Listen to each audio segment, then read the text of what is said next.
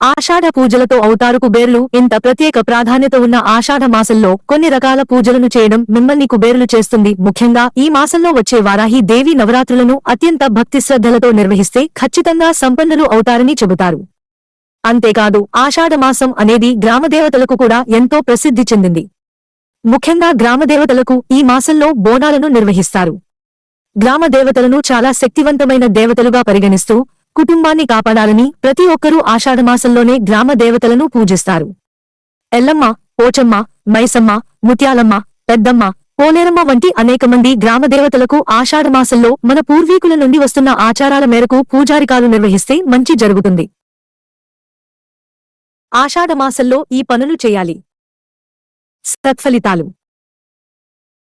అంతేకాదు ఆషాఢమాసంలో నదీ స్నానానికి ఎంతో ప్రాధాన్యత ఉంది.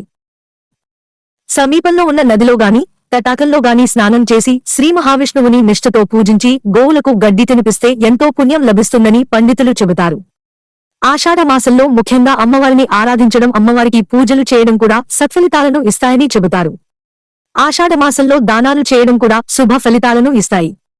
గోసేవ చేయడం, దానధర్మాలు చేయడం ఈ మాసంలో చేస్తే మంచిదని చెబుతున్నారు.